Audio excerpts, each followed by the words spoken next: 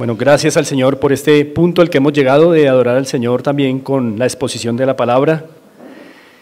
Y ya nos hemos encomendado al Señor, así que continuaremos con nuestro expositivo de 1 Corintios.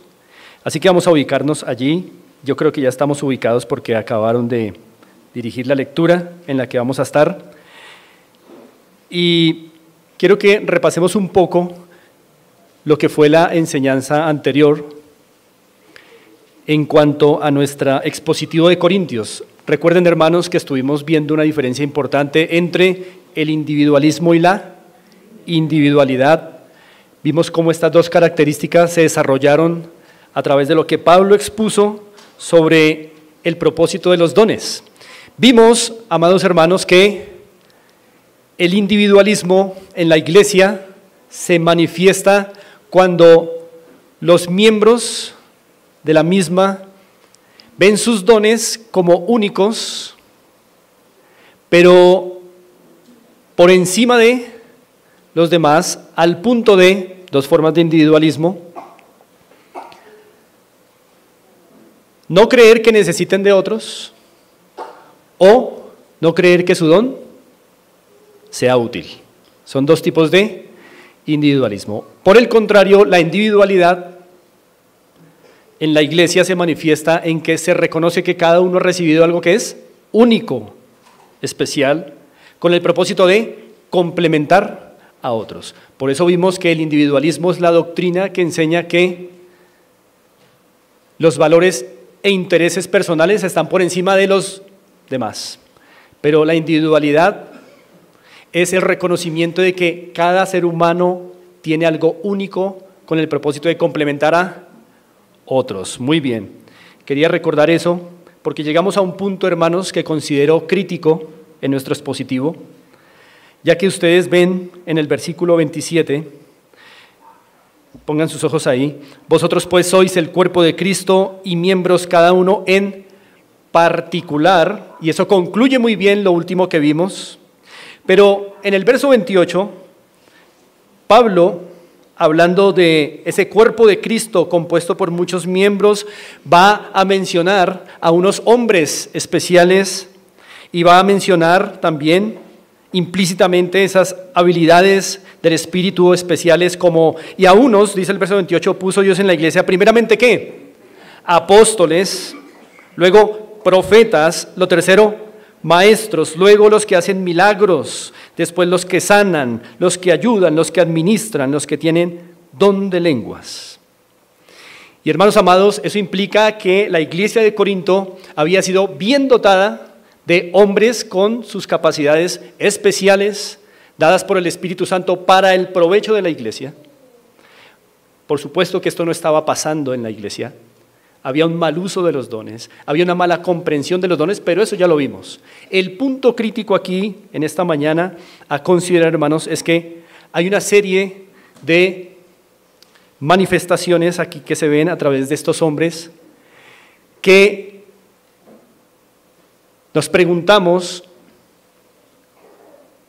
si deberían ser vigentes para la iglesia o no, o más concretamente, ¿por qué en nuestra iglesia no vemos ciertos hombres hacer milagros?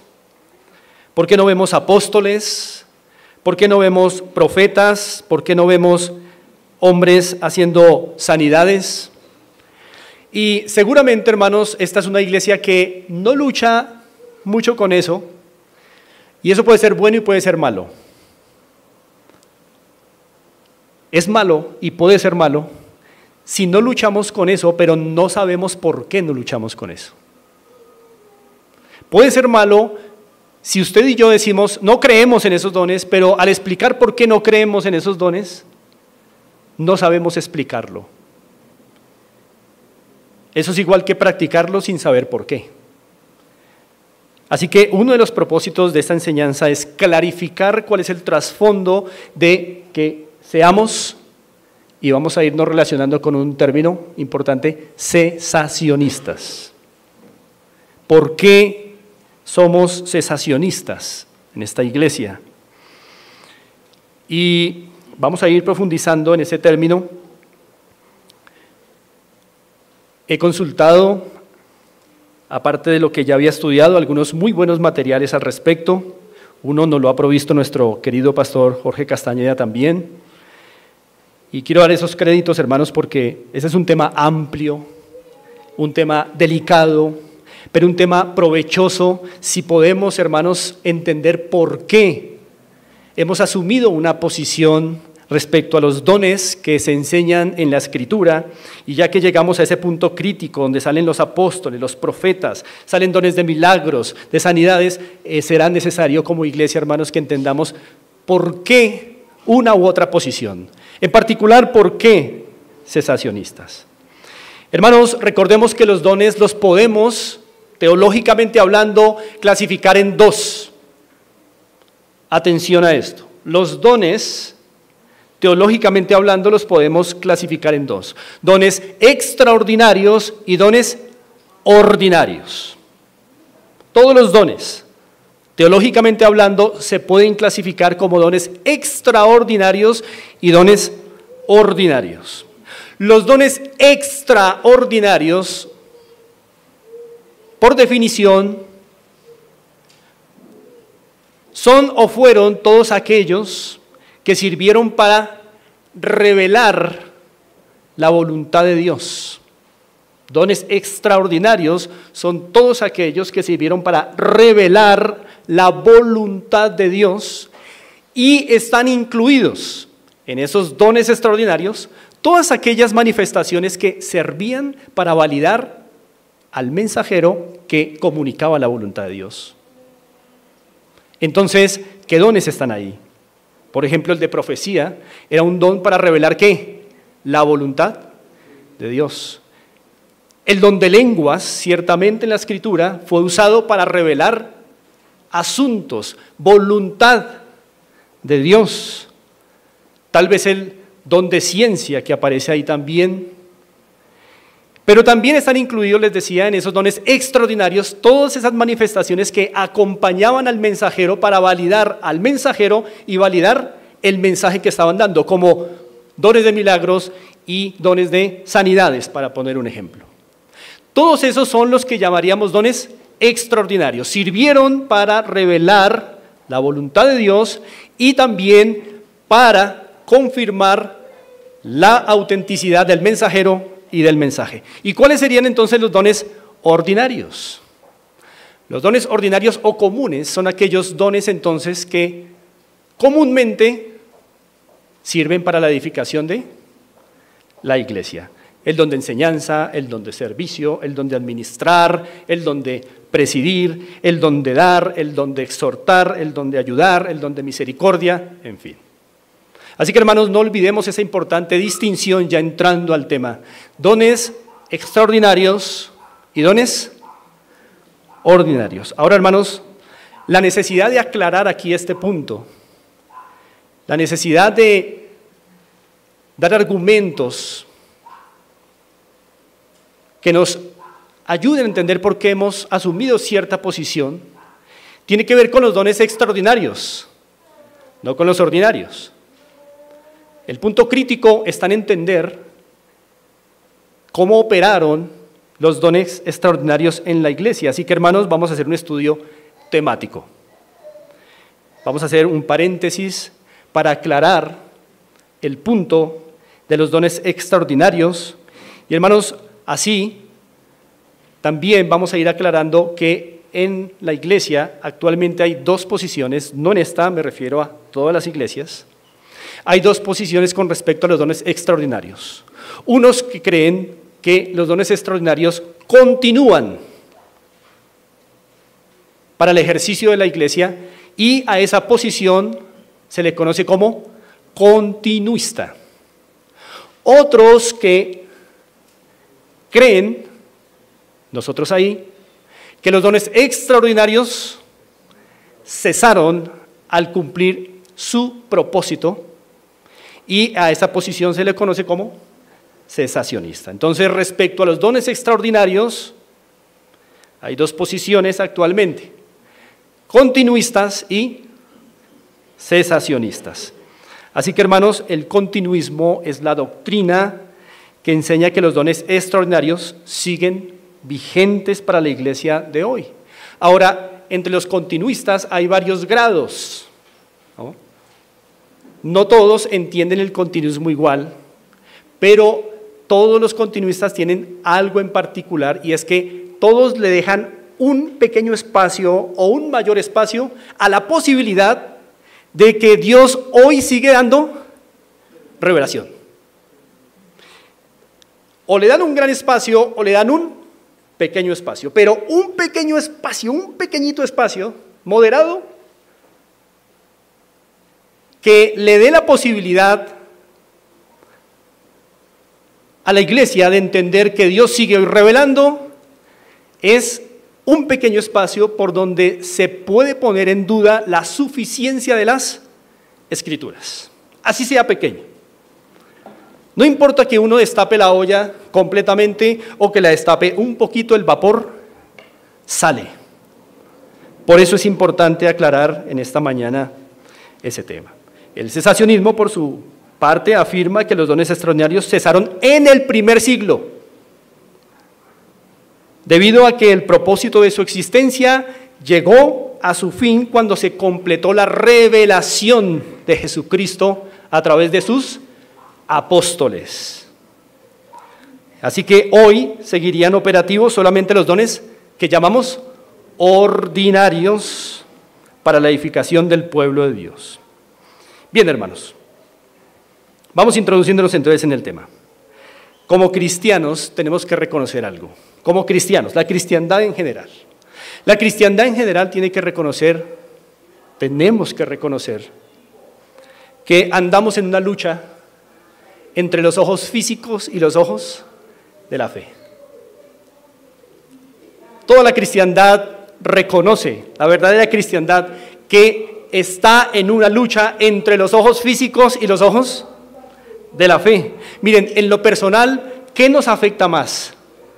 ¿Lo que vemos o lo que no vemos? Nos afecta más lo que vemos. El dolor que vemos. Las preocupaciones por circunstancias que estos ojos ven. Nos preocupa más lo que no tenemos porque no lo vemos. En lo material también, ¿qué nos afecta más? ¿Qué nos satisface más? Muchas veces lo que vemos. Los bienes que vemos nos satisfacen. Las experiencias que podemos ver nos satisfacen más. Así que, hermanos, estamos en una lucha entre los ojos físicos y los ojos de la fe. En lo espiritual, por ejemplo. En lo espiritual, cuando oramos, ¿qué quisiéramos ver? Quisiéramos ver el mar abrirse en dos. Cuando usted y yo estamos orando, quisiéramos ver el maná descender. Cuando usted y yo tenemos experiencias con Dios, quisiéramos ver la roca abrirse en dos y borbotar aguas. Cuando usted y yo tenemos tiempos con el Señor, quisiéramos ver los muros de Jericó caer, porque somos inclinados a lo que estos ojitos ven. Pero los ojos de la fe muchas veces están sin estrenar. Quisiéramos ver a Dios aparecerse y decirnos con claridad, esto no sabemos distinguir la voluntad de Dios cuando nos encontramos en una encrucijada, no estamos entrenados para abrir las Escrituras y ver, Señor, ¿cómo me puedes ayudar en esta Y de mi vida? Más bien que quisiéramos ver al Señor Jesús apareciéndose en el cuarto y diciéndonos, haz esto. ¿No les ha pasado que en encrucijadas de su vida quisieran volver al Antiguo Testamento y ver el mar abrirse en dos? ¿No quisieran ver la nube venir a su cuarto y que una voz saliera de allí y le dijera, haz esto, esto es lo correcto, mira, toma este camino? No funciona así para nosotros. Funciona con un privilegio mayor, pero esto necesita disciplina. Y como somos más dados a los ojos y lo que ven nuestros ojos físicos, nos cuesta, hermanos, estrenar nuestros ojos de la fe. Y hermanos, recordemos un principio pedagógico básico. Principio pedagógico. En las etapas de crecimiento de una persona, un niño, principio básico de pedagogía. Un niño, un infante, aprende primero por lo visual o por el análisis. Por lo visual, eso es un principio pedagógico básico. Uno no le coloca a un niño de 2 años o de 3 un libro y le dice, hágame un análisis crítico de las primeras 10 páginas. Pero uno sí le presenta una imagen y el niño aprende por lo visual. Así que este principio pedagógico que vemos en el Antiguo Testamento nos enseña que lo visual hace parte de la infancia intelectual. De tal manera que cuando anhelamos lo visual, ¿en qué etapa intelectual estamos? En la infancia intelectual, cuando todo lo que nos anima y nos satisface y nos llena tiene que ser por lo que entra por los ojos, inmediatamente podemos saber, estamos en una etapa de infancia intelectual o infancia espiritual. Pero cuando uno empieza a ver los efectos de poner los ojos de la fe en el Señor, no necesitas ver nada, no necesitas ver nada. Vas adelante con el Señor. Y ustedes saben, porque lo hemos dicho en varias ocasiones, el pueblo de Dios es uno en la historia, ¿verdad? Ahora, quiero que me acompañen a este pasaje. 1 Corintios capítulo 1, verso 22. 1 Corintios 1, 22. Vayan unos capítulos atrás, ubíquense en el capítulo 1.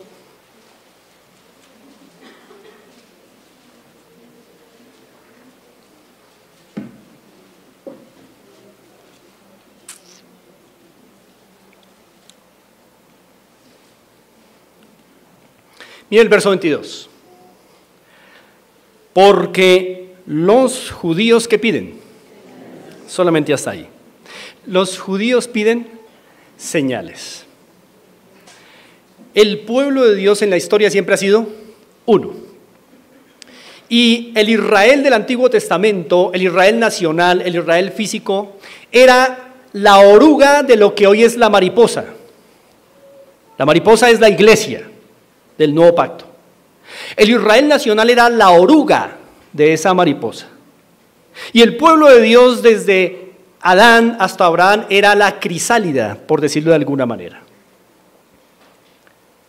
Y en el tiempo del pueblo de Dios de oruga, o sea, en el tiempo en que el pueblo de Dios estaba confinado a una nación con unas señales físicas, para ellos era normal entender las cosas a través de ¿qué?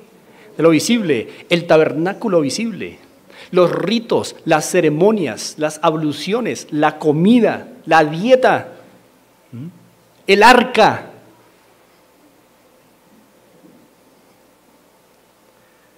Pero ahora se dice que la iglesia del nuevo pacto, la mariposa que salió de esa oruga, adora en espíritu y en verdad. Para adorar al Señor ya no necesitamos un grupo aquí de música, vestidos todos de blanco con trompetas de plata. No necesitamos ver un tabernáculo levantado, un shofar. En espíritu, el pueblo del nuevo pacto vive como nunca antes el pueblo lo vivió, la fe, aunque en el Antiguo Testamento el pueblo también vivía por la fe. Pero hermanos, lo digo para entender que estamos en una etapa de la historia como pueblo de Dios en que se supone que vivimos en el espíritu en nuestra adoración a Dios y que ya deberíamos de haber entendido que la etapa visual pasó. Pero sin embargo, en el punto de los dones extraordinarios todavía hay mucha confusión. ¿Por qué? Porque en Corinto pasaba lo mismo que pasa muchas veces hoy, hermanos, con los dones. Y es que, ¿por qué queremos los dones extraordinarios? ¿Por qué son más apetecidos los dones sensacionales, los extraordinarios? ¿Por qué son más apetecidos? Por los efectos visibles que tienen. Tremendo ver a un cojo caminar. Tremendo dar una profecía a 1000 efectos visibles. Tal vez el barrer la capilla y eso, arreglar las sillas, tal vez eso no se ve como algo digno del Señor, pero una profecía, el profeta ahí recibiendo revelación de Dios y dándola.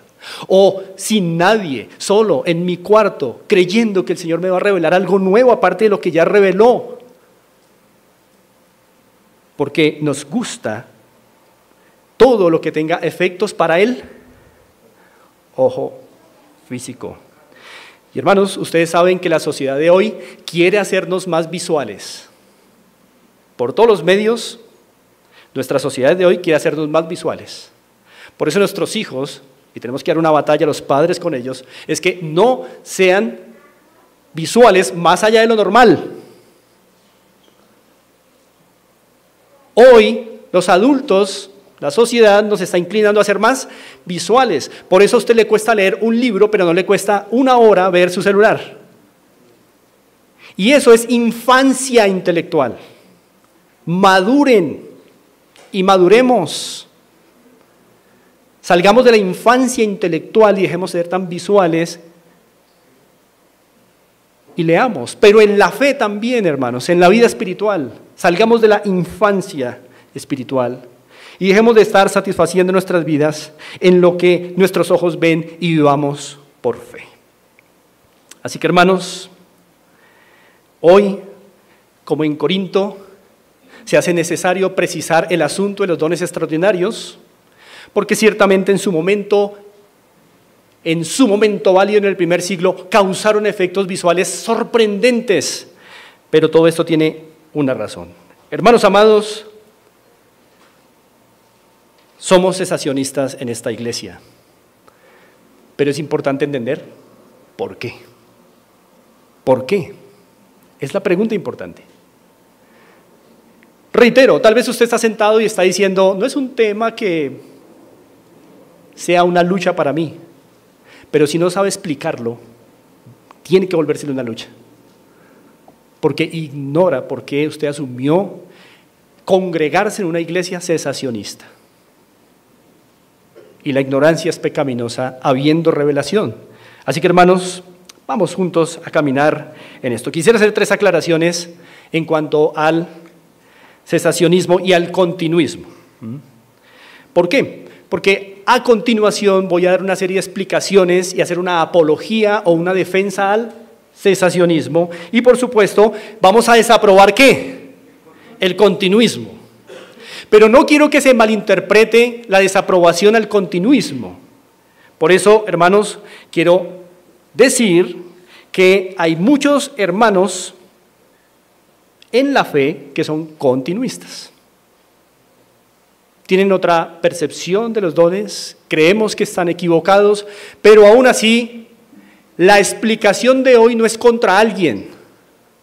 La explicación de hoy es contra una doctrina, una posición, una interpretación que creemos está errada. Pero eso no quiere decir que no podamos tener hermanos amados de entre los continuistas. Hay que tener cuidado con eso. Segunda aclaración, hermanos. Con continuismo, no cesacionismo. Con continuismo no me voy a estar refiriendo solamente a carismáticos y pentecostales.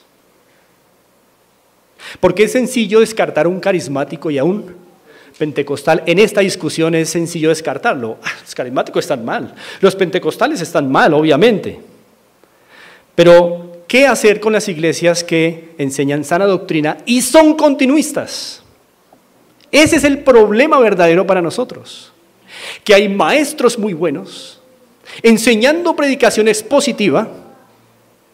Muchos de ellos se autodenominan reformados y aún así sostienen la doctrina continuista.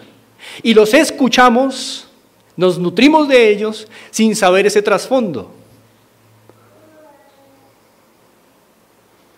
Así que existen iglesias, hermanos, que por un lado afirman la sola escritura, que afirman la suficiencia de las escrituras y a la vez son continuistas. Y eso es peligroso.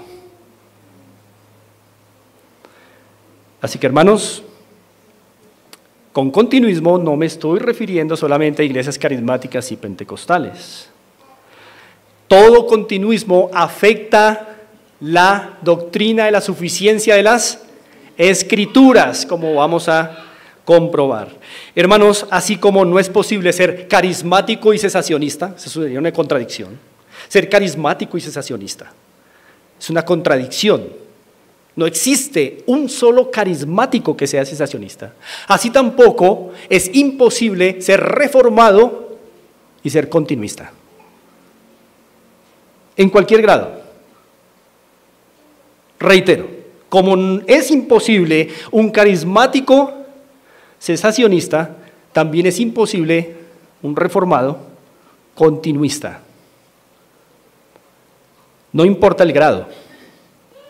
No importa si el grado es el apóstol Guillermo Maldonado, que denigra las Escrituras, o si el grado es Miguel Núñez, que también es continuista.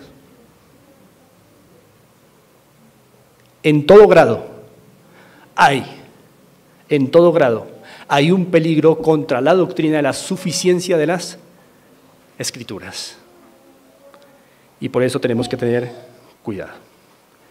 Ahora, la posición cesacionista, que es la que creemos en esta iglesia, la posición cesacionista ha sido mal juzgada, con argumentos muy superficiales. Por ejemplo, hay quienes dicen que los cesacionistas no creemos en el poder de Dios.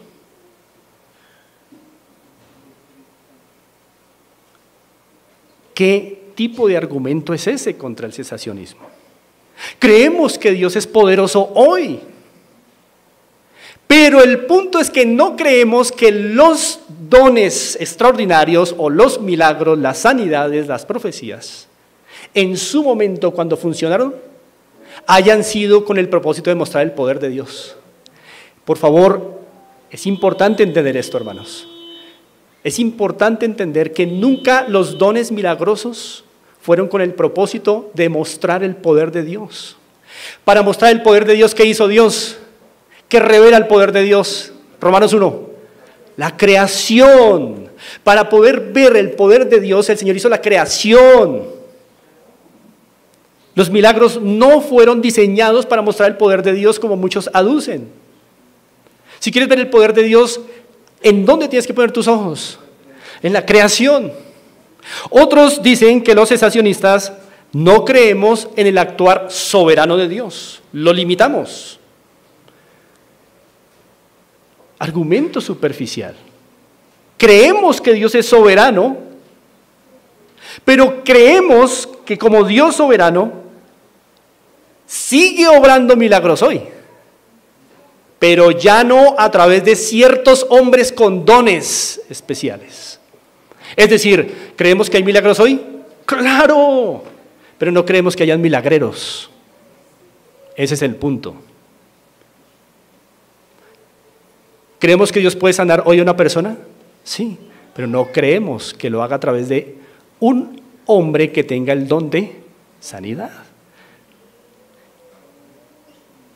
Y nos dicen que no creemos o que menospreciamos al Espíritu Santo. Sí, creemos en el Espíritu Santo, pero creemos que el Espíritu Santo nunca puede obrar aparte de la Escritura. Así que, hermanos, por eso el tema de la cesación de los dones nunca se debe abordar, hermanos. Nunca cometamos ese error. El tema de la cesación de dones nunca se debe tratar desde la doctrina de Dios. ¿Por qué? Porque es claro que Dios es poderoso y soberano. Nunca. Tampoco el tema de la cesación de dones se debe tratar bajo el apartado de la neumatología o de la doctrina del Espíritu Santo, porque creemos en el Espíritu Santo. El tema de la cesación de dones se debe tratar bajo la doctrina de la Escritura. Si ella es suficiente o no, ahí está el punto. Siempre que usted y yo pensemos en la cesación de dones o los dones extraordinarios, ese es un tema que no se trata desde la teología propia ni la neumatología, sino de la doctrina de las Escrituras. De hecho, hermanos, muy interesantemente, nuestra confesión de fe, ¿dónde trata el tema del cesacionismo? en el primer capítulo de nuestra confesión, que es las Sagradas Escrituras. Déjeme leerle el apartado confesional. Dice así: le agradó poner a Dios por escrito esta revelación en su totalidad, lo cual hace a las Santas Escrituras muy necesarias, habiendo cesado, cesacionismo, habiendo cesado, dice en la confesión de fe, ya las maneras anteriores por las cuales Dios revelaba su voluntad a su pueblo. Así que nuestra confesión también trata el tema de la cesación de dones. ¿En cuál capítulo? En de las Escrituras, porque es que el punto es tan crítico que siempre lo que pensemos en una u otra dirección de los dones extraordinarios afecta la comprensión de la Escritura. Por eso los puritanos de la Confesión de Fe de Londres, nuestros hermanos bautistas particulares, supieron dónde colocar la discusión en el lugar correcto, porque ellos sabían, si se da un espacio a creer en los dones extraordinarios hoy, lo que se verá afectada es la suficiencia de las Escrituras. Por eso trabajaron ese tema en el capítulo de las Sagradas Escrituras, no está en el capítulo del Espíritu Santo, no está, de hecho, en la confesión no tiene un capítulo del Espíritu Santo. No lo trataron en los capítulos que hablan de Dios y su naturaleza y su ser, sino en el capítulo de las Escrituras. Eso es muy interesante. Así que, hermanos, la primera razón por la cual no creemos que los dones extraordinarios sigan vigentes, sino que cesaron, es porque creemos que tuvieron un propósito temporal en la historia. Esa es la primera razón. La primera razón por la cual no creemos que los dones extraordinarios tengan vigencia para la iglesia es que entendemos que ellos tuvieron un propósito temporal en la historia de la iglesia. Así que, hermanos, en toda la historia de la redención, ¿algún hermano me puede recordar dónde comienza la historia de la redención? Muy bien, en la eternidad pasada. ¿Y cuándo empieza a ponerse en marcha en la historia humana? Muy bien, Génesis 3:15. Desde entonces, desde Génesis 3:15, desde el Edén, el Señor ha venido progresivamente revelando su plan redentor. Y hermanos, déjenme decirles esto. En toda esa revelación del plan redentor de Dios, desde Génesis 3:15, desde el Edén, Dios ha querido levantar ciertos periodos en la historia, ¿no? Dios ha querido levantar ciertos periodos en donde dones extraordinarios se manifestaron de manera intensa y sostenida. Periodos. Dios ha levantado en la historia de su revelación progresiva periodos en donde los dones extraordinarios se manifiestan de manera intensiva, de manera sostenida por un tiempo en particular. Y esos periodos han sido en la historia tres y solo tres. Reitero, en la historia de la revelación progresiva, Dios ha levantado periodos de actividad intensa de dones extraordinarios y sostenidos por un tiempo limitado.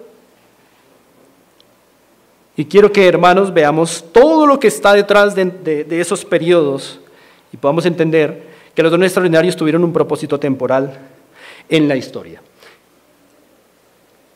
Vamos a ver este gráfico que me ha sido necesario hacer, ya que esta información en un sentido es muy técnica también, pero en todo caso es comprensible. El primer pico en la historia, el primer momento en la historia en donde Dios permitió una actividad intensa de dones extraordinarios por un tiempo limitado, fue aquí. Y noten que en esos picos siempre hay una figura central. En las Escrituras, el primer momento en la historia redentora en el que hay una actividad intensa de dones extraordinarios es en el tiempo de Moisés. Y siempre, noten el patrón, hay un pico menor en donde hay un sucesor y luego los dones extraordinarios cesan. De este evento que recordamos, hermanos, plagas en Egipto, prodigios en el desierto, en la conquista, el Jordán abierto, milagros, un tiempo de dones extraordinarios. Pero hermanos, este periodo, interesantemente, que fue en el siglo XV a.C., duró entre 40 y 60 años. Eso depende del análisis que se haga. Entre 40 y 60 años, incluyendo a Josué. Es interesante esa duración, porque los 3 picos que existen duran entre 40 y 60 años. De actividad intensa de dones extraordinarios. Y luego, en la historia, cesan. Este es el primer momento de esos 3. ¿Cuál fue el propósito? Acompáñenme por favor a Deuteronomio, capítulo 34.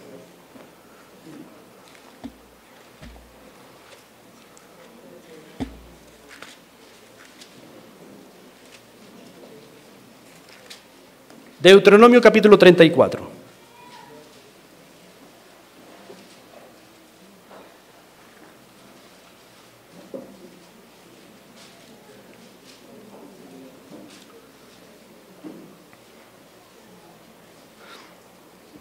Vamos a ubicarnos en los versos 10 al 12, muy atentos. Dice así, Deuteronomio 34, 10 al 12. Y nunca más se levantó, ¿qué? Profeta, tenga en cuenta esa palabra.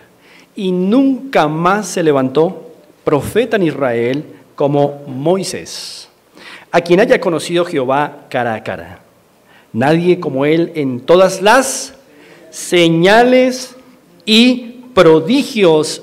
Noten cómo en este versículo comenzamos a ver que el ministerio profético se relaciona con las señales y los prodigios. Nunca, hermanos, vamos a poder en la Biblia desligar señales y prodigios de mensaje revelado a través de profetas escogidos. Esto va junto.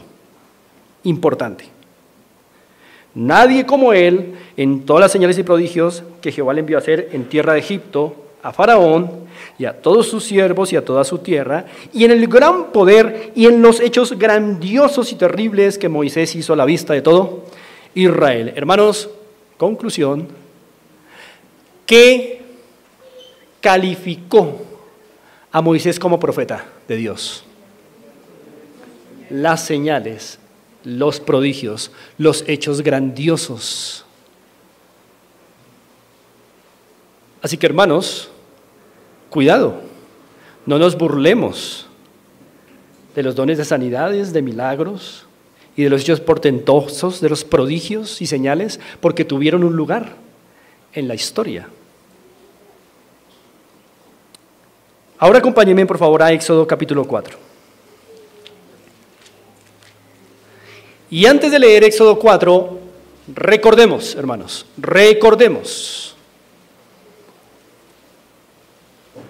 acabamos de ver cómo la Biblia relaciona al profeta de Dios con las señales, los milagros. Eso quiere decir que lo que el profeta habló fue verificado a través de ¿qué? Señales, prodigios y milagros. Muy bien. Éxodo 4. Muy atentos, mis amados hermanos. Vamos a leer los versos 1 al 5. Muy atentos. Verso 1. Entonces Moisés respondió diciendo: He aquí que ellos no me creerán ni oirán mi voz, porque dirán: ¿no te ha aparecido Jehová? Esto ocurre, recuerden hermanos, en el contexto de la aparición de Dios en la zarza ardiendo a Moisés en Horeb, en Arabia. Estaba pastoreando ovejas Moisés. Y esta conversación tiene lugar allí. Y el verso 2 dice: y Jehová dijo: ¿qué es eso que tienes en tu mano? Y él respondió: una vara. Él le dijo: échala en tierra. Y él la echó en tierra y se hizo una culebra. ¿Ustedes creen que eso es natural? No. Y Moisés huía de ella. Entonces dijo Jehová a Moisés: extiende tu mano y tómala por la cola. Y él extendió su mano y la tomó y se volvió vara en su mano. A todas luces esto es un prodigio, un don extraordinario. Pero el verso 5 es el que nos interesa en el sentido de la discusión actual. Verso 5 dice, por esto que creerán que se te ha aparecido Jehová, que vas a dar un mensaje de mi parte. Es decir, que el propósito de los dones extraordinarios, el propósito de los prodigios y señales era confirmar la autenticidad de dos cosas.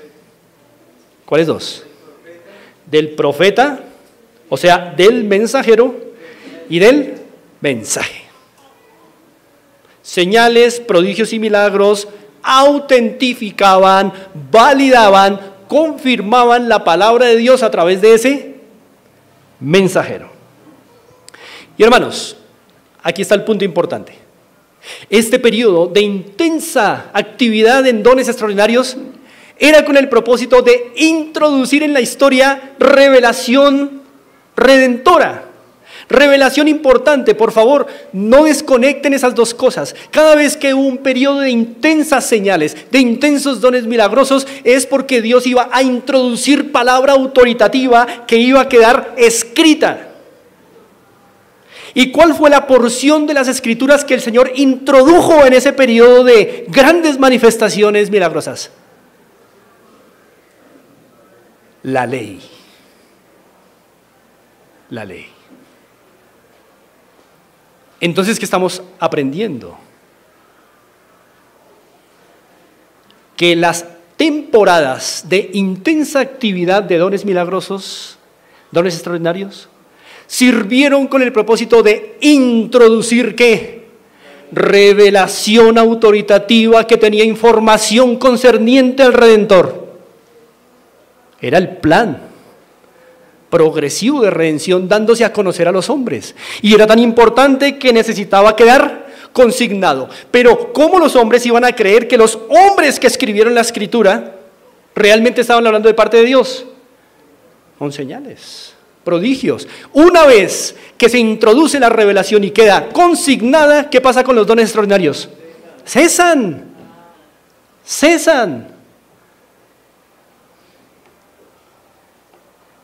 Por eso, hermanos, después de Moisés, los dones extraordinarios cesan un poco con Josué, un pico menor, y después con la partida de Josué, cesan. Cesan como actividad para introducir revelación nueva. Pero Dios seguía haciendo milagros, pero no como una actividad intensificada y sostenida en el tiempo. Hermanos, recordemos por qué era importante introducir la ley en la revelación del plan redentor de Dios. Porque la ley sirve, hermanos, para tres cosas. Primero, la ley, Génesis hasta Deuteronomio, la ley sirve para mostrar al hombre su pecado, ley moral. Los 10 mandamientos están dentro de la ley. Y el primer propósito de la ley en el plan redentor de Dios era, a través de la ley moral, mostrarle a los hombres su pecado, encerrarlos para enviarlos ¿a quién? A Cristo Jesús. Noten cómo esta revelación apunta siempre a Cristo, es Cristo céntrica. Segundo propósito de la ley no es solo ley moral, la ley también tiene elementos ceremoniales. La ley ceremonial, ¿para qué servía en el propósito redentor de Dios? Para colocar las sombras, los ritos, las ceremonias, las figuras que mostrarían la vida y obra de ¿quién? De Cristo. Pero la ley no es solo ley moral y ley ceremonial, también es ley ¿qué? Civil. ¿Y la ley civil en qué sirvió para el propósito redentor? Pues las leyes civiles cohesionaron al pueblo de Dios para mantenerlo unido bajo una sola nación, por donde vendría ¿quién? El libertador. La ley era necesaria que quedara escrita. Y por eso un periodo intenso de dones extraordinarios, mientras quedaba ¿qué? Escrita, consignada. Pero después de eso, hermanos, cesan los dones extraordinarios. Entonces vamos notando un patrón, ¿no? Interesante. que en la historia hay periodos de intensa actividad de dones milagrosos o extraordinarios, y que siempre hay un mensajero por medio de quien ocurren esos dones, en este caso, ¿quién? Moisés, y que a través de ese mensajero viene revelación importante para la redención, la ley, pero que después de que esa revelación redentora queda escrita, ya los dones extraordinarios cesan porque su propósito se ha cumplido, hermanos. Así que aprendemos varias cosas, hermanos amados. Aprendemos aquí que los dones extraordinarios, ¿para qué sirven? Para validar, para confirmar palabra de Dios. Y esta actividad intensa de dones milagrosos, sostenidos, introducen palabra en la historia humana. Y no cualquier palabra, en este caso, la ley. Hermanos amados, entonces notamos ese patrón, esa revelación queda escrita y luego los dones, ¿qué pasa? Cesan. Ahora, vamos al segundo periodo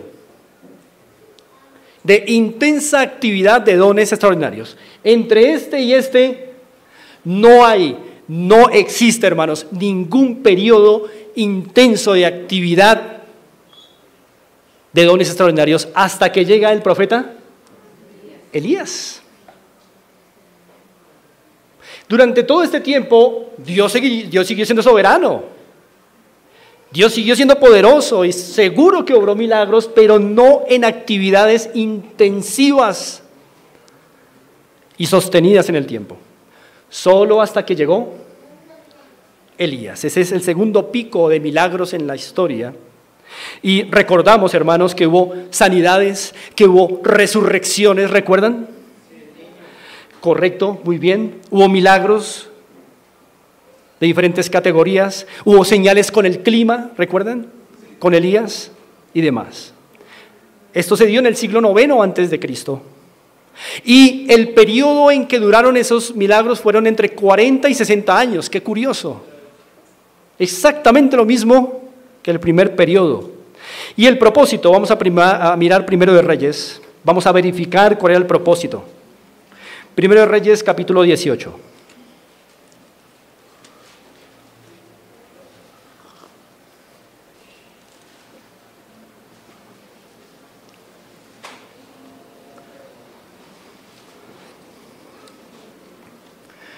Primero de Reyes, capítulo 18, versículo 36.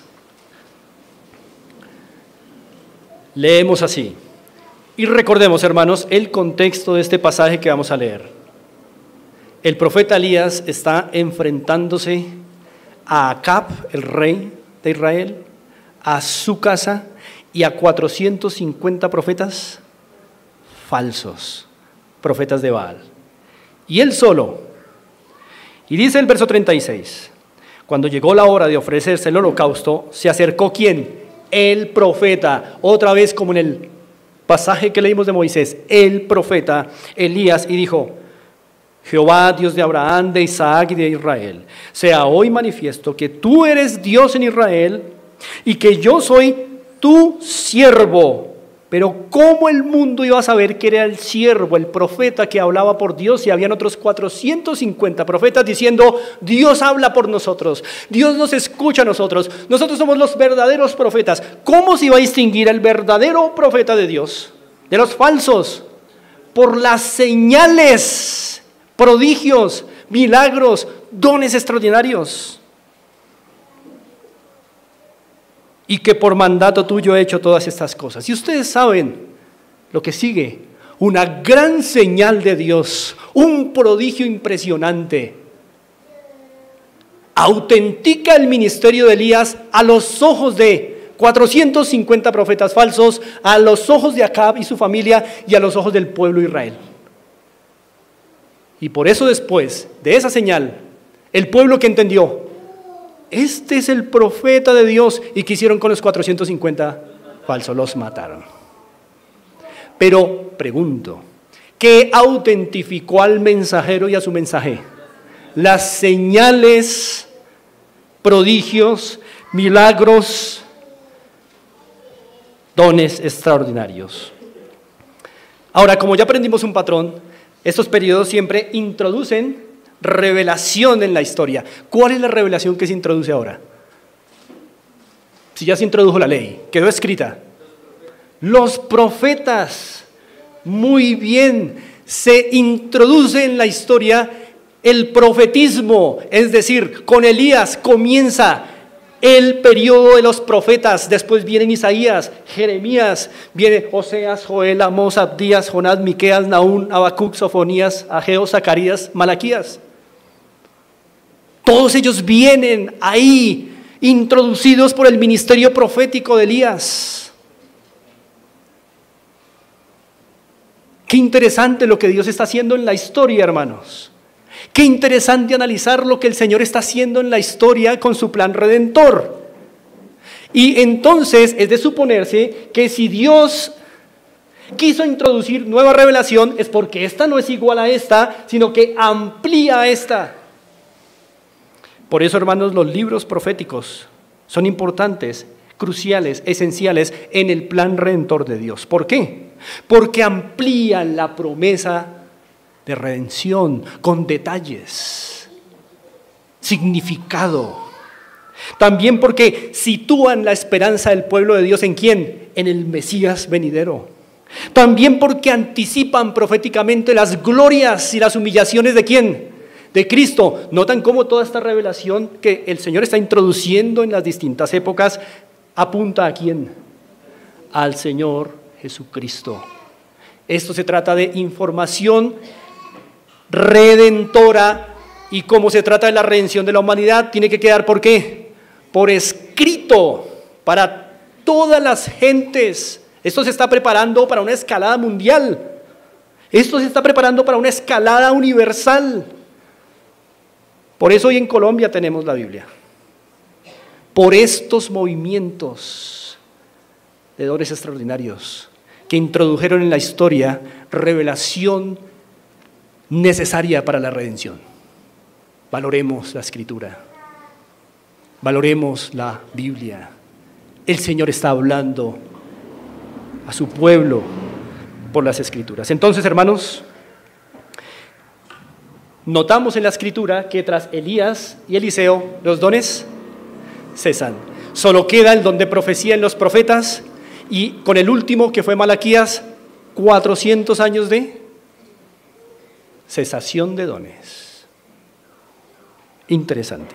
Acompáñenme al Salmo 74.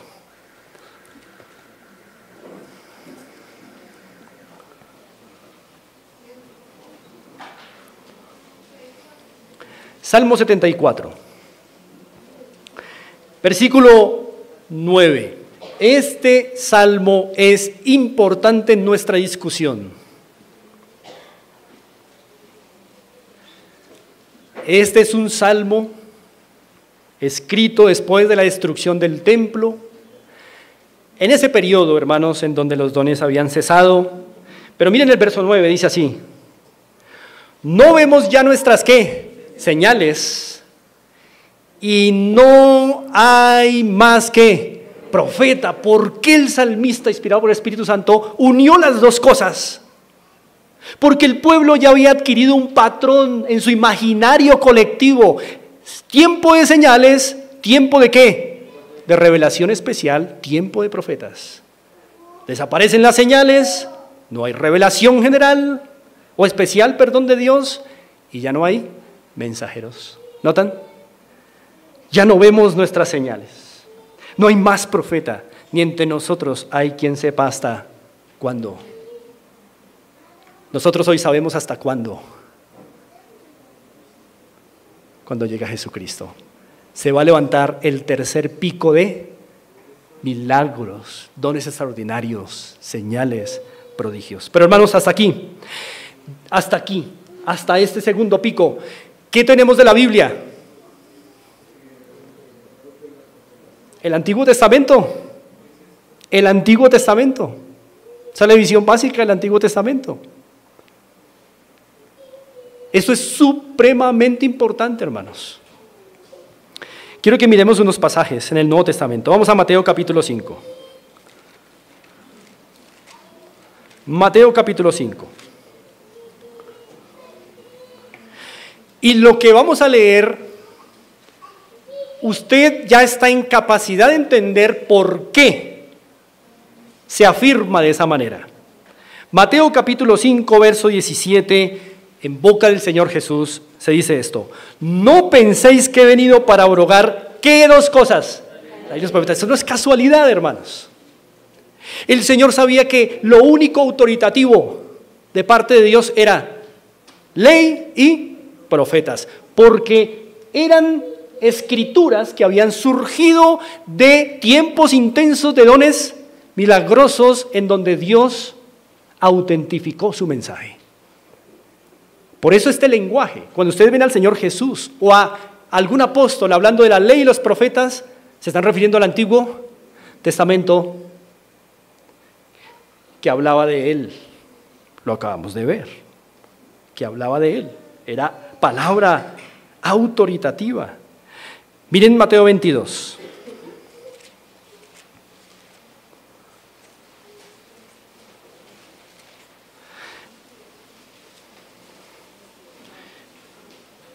Versículo 40. Mateo 22, 40.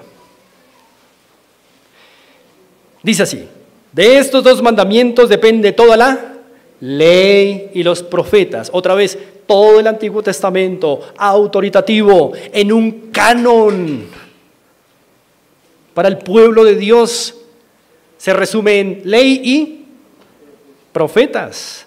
Miren Lucas 16, por favor. Estoy llevándolos a varios pasajes para que comprendamos la importancia de asociar toda esta historia progresiva de redención. Lucas capítulo 16.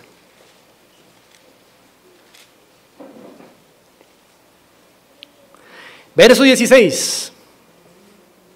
Lucas 16, 16 dice así: la ley y los profetas eran hasta Juan. Desde entonces el reino de Dios es anunciado y todos se esfuerzan por entrar en él. Magnífico pasaje, porque nos dice que después de la ley y los profetas, que fueron hasta Juan, viene otro periodo intenso de dones milagrosos, de señales.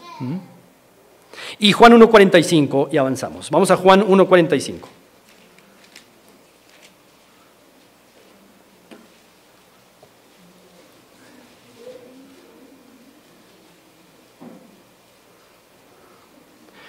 Juan 1:45. Y este pasaje es muy relevante. Dice: Felipe halló a Natanael y le dijo: hemos hallado a aquel de quien escribió Moisés en la ley, así como los profetas.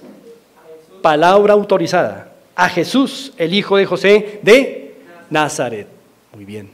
Hermanos, notamos cómo esa división ley y profetas en el imaginario de Israel significaba el Antiguo Testamento. Hermanos, era necesario estos periodos de intensa actividad de dones milagrosos para que palabra redentora que apuntaba a Cristo quedara consignada en la Escritura. Pero ahora llegamos al tercer y último pico de dones milagrosos, de dones extraordinarios, y es el pico de Jesús con los apóstoles. ¿Notan un patrón en todos esos picos? Una persona particular, un sucesor en donde el pico baja y luego cesación. Un personaje principal, un sucesor, y el pico desciende y cesan los dones. Y lo mismo acá, Jesús y luego los apóstoles. Mis amados hermanos, los evangelios y hechos registran muchas sanidades, resurrecciones, milagros, hechos portentosos y prodigios que hizo el Señor Jesucristo y sus apóstoles, más o menos en un periodo de 40 a 60 años. 40 desde el 30 al 70, que fue la destrucción del templo, ¿cuánto hay? 40 años. O 60 si tomamos la vida de Juan, que fue el apóstol que sobrevivió. Interesante que los tres periodos duraron entre 40 y 60 años. ¿Cuál era el propósito? Vamos a mirar Hechos 2. De estas Manifestaciones intensificadas de dones. Hechos capítulo 2.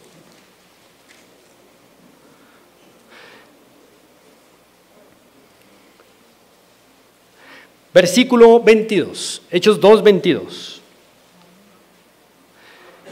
Dice así la palabra del Señor: varones israelitas, oíd estas palabras. Jesús Nazareno, varón aprobado. Ojo a eso, hermanos. Aprobado por Dios entre vosotros. ¿Con qué fue aprobado? Maravillas, prodigios y señales que Dios hizo entre vosotros por medio de él, como vosotros mismos sabéis. Aprobado. La palabra aprobar en su original significa acreditar públicamente. Eso significa aprobar. Acreditar a alguien públicamente. Lo que quiere decir que el Señor Jesús, con sus milagros, con esa actividad intensiva de dones milagrosos,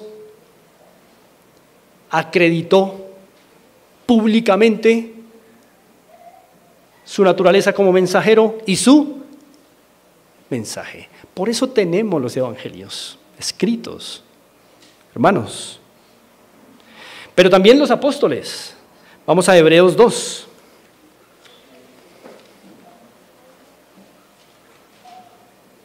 Hebreos capítulo 2.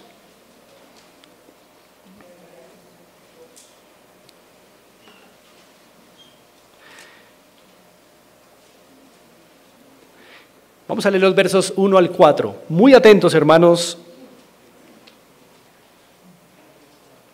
a esto.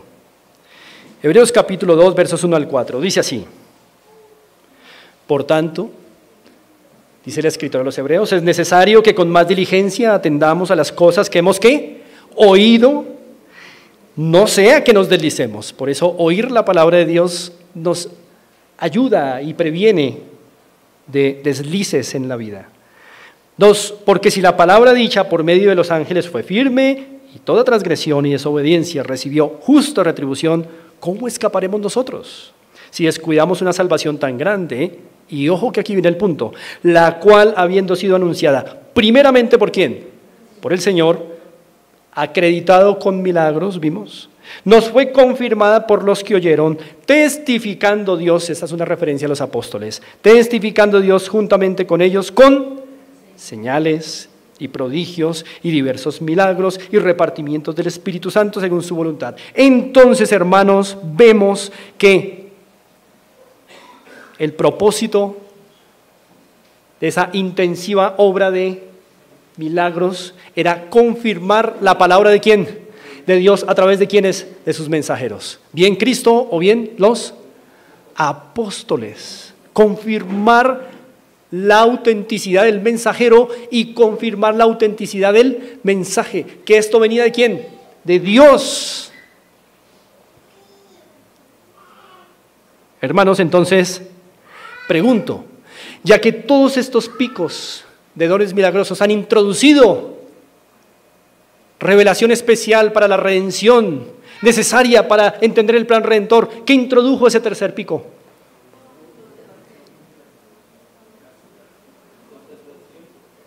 ¿Solo los evangelios? El nuevo pacto, desde Mateo hasta Apocalipsis. Desde Mateo hasta Apocalipsis. En el primer siglo se dio toda esa revelación. Por eso en el primer siglo se dio ese pico de intensa actividad de dones milagrosos para confirmar el mensaje de Pablo, el mensaje de Pedro, el mensaje de Juan, los apóstoles del Señor. Lo acabamos de leer, Dios testificaba con ellos con señales, prodigios y milagros, mientras que ese mensaje quedaba ¿qué? Escrito. Vemos el mismo patrón en los tres periodos. Entonces, ¿qué aprendemos aquí, hermanos? Otra vez, que los dones extraordinarios tienen un propósito y es validar, confirmar ¿qué? La palabra de Dios. También, hermanos, aprendemos que esta actividad intensificada y sostenida no introduce cualquier palabra, introduce palabra propia, necesaria para el plan redentor. Y es que, hermanos, ¿qué tal nosotros sin el nuevo pacto? ¿Qué tal solo con la ley y los profetas. Necesitamos el nuevo pacto, hermanos, para entender que Cristo cumplió la ley y los profetas. Necesitamos el nuevo pacto para entender eso. Necesitamos el nuevo pacto para entender, hermanos, que Cristo pagó plenamente la deuda por el pecado que denunció la ley y que denunciaron los profetas. Que Cristo es el tercer y último templo y que lo está reconstruyendo a través de su pueblo en el mundo entero hasta el día de hoy. Que Cristo introdujo los últimos tiempos, llevamos 2000 años de últimos tiempos. Que inauguró su reino en su primera venida y que Satanás quedó atado para que el evangelio se extienda en el mundo. Y que Cristo volverá por segunda vez. Necesitábamos el nuevo pacto. Pero hermanos, pregunto, ¿hay algún libro que le faltó al Nuevo Testamento? ¿Hay algún pequeño versículo que se quedó por fuera? Está completo.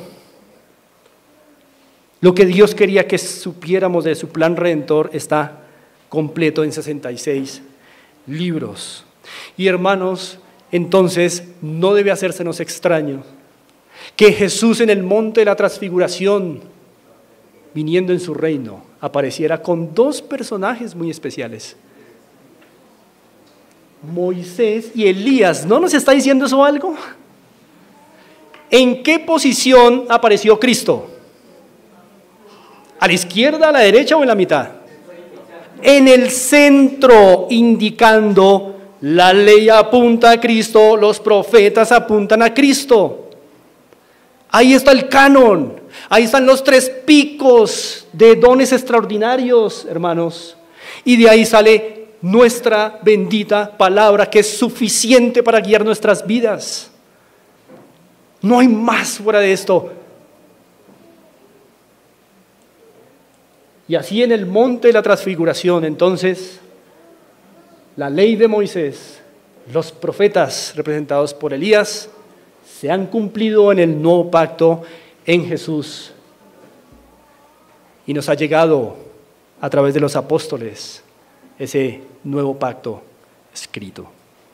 Pero hermanos, cuando los apóstoles mueren, cuando la palabra queda completa, ¿qué ocurrió con los dones? En la historia sabemos que cesaron. Dios está comunicando algo, hermanos. Está diciéndonos que los dones extraordinarios tuvieron en la historia un propósito temporal y fue autentificar ¿qué? El mensaje. Resumen, hermanos. Solo hubo ¿cuántos periodos de intensa actividad de dones milagrosos? 3. Y en los 3 periodos, ¿cuál fue el propósito de los dones? Autentificar el mensaje y al mensajero para revelar el plan redentor. Y también, hermanos, de esos 3 periodos nos ha quedado la Biblia. Gracias al Señor por esos periodos. Pero si usted da la posibilidad de que haya un 4.º periodo, ¿usted qué está diciendo de la Escritura? No son 66 libros, tal vez son 72, tal vez son 83, tal vez son 95. ¿Se dan cuenta cómo no manejar bien este tema puede hacer que una doctrina esencial para la reforma, pero para la iglesia en general en todos los tiempos, ha sido la suficiencia de las Escrituras? No importa si ese continuismo es tan amplio como el de Guillermo Maldonado, Eduardo Cañas, etcétera, o tan reducido como el de Miguel Núñez. No importa, todos le dan una pequeña cabida o una gran cabida a la posibilidad de que la Escritura no es suficiente. No creemos eso en esta iglesia. Creemos que la Escritura es suficiente y el Señor nos está llamando a hacer estudios profundos de la Escritura, a leerla una y otra vez, porque allí está todo lo que necesitamos para el día a día. No sabes qué carrera escoger. Aquí no va a haber un versículo que te diga, escoge esta carrera, Pero sí están los principios que te van a guiar a tomar una correcta decisión. Pero ¿cómo si estamos en la tablet y en YouTube y en Facebook? No es así que funciona esta revelación. Demanda devoción, tiempo en ella. Lloro sobre estas hojas, oración intensa para encontrar la voluntad de Dios en todos los casos. No hay solo uno que la Escritura, hermanos, no nos ayude a resolver, ni uno solo. Si tú has pensado que hay algo que la Escritura no contempló, eres continuista. Eres continuista sutil. Pero si crees que el Señor habló todo lo que necesitamos saber para la salvación, para la redención y para la vida de fe, que eso es minuto tras minuto, entonces eres cesacionista y tienes un alto concepto del libro de la Biblia. Por eso creemos en la doctrina de la suficiencia de las Escrituras. Ahora, hermanos, está claro, entonces, hasta aquí, que por esta evidencia, que no hemos terminado, los dones extraordinarios ya cumplieron su función y su propósito al dejarnos la revelación por escrito. Pero yo preguntaría en esta mañana, hermanos, y me pregunto a mí mismo, Dios no nos va a pedir cuentas por dones extraordinarios. No nos va a pedir cuenta por dones extraordinarios, pero sí nos va a pedir cuentas. ¿Por cuáles dones? Por los ordinarios. No nos va a pedir cuentas por dones extraordinarios porque es claro que no están vigentes. Ya cumplieron su propósito. Ya autentificaron el mensaje redentor. Ya autentificaron a los mensajeros. No se nos va a pedir cuentas por los dones extraordinarios, pero se nos va a pedir cuentas por los dones ordinarios. ¿Cómo los usamos? Porque esos sí están vigentes. ¿En qué sentido somos continuistas, entonces?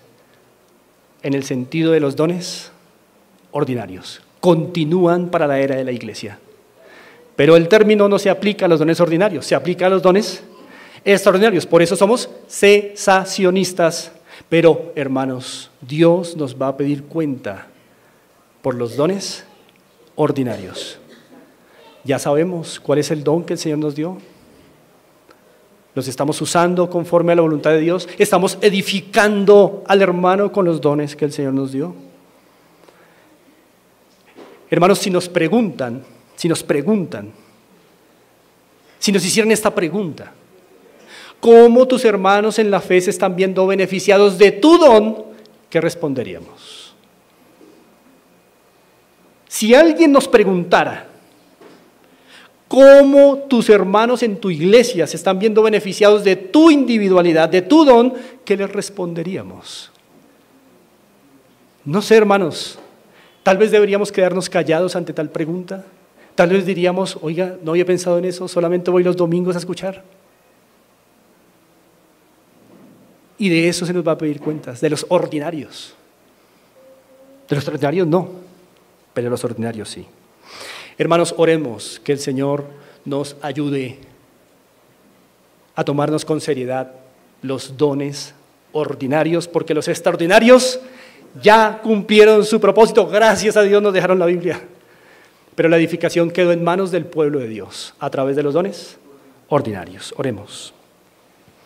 Señor, te damos gracias por tu bondad al concedernos hoy tu palabra completa. Oh Señor, ayúdanos a entender a través de tus líneas, de tus párrafos, de tus letras,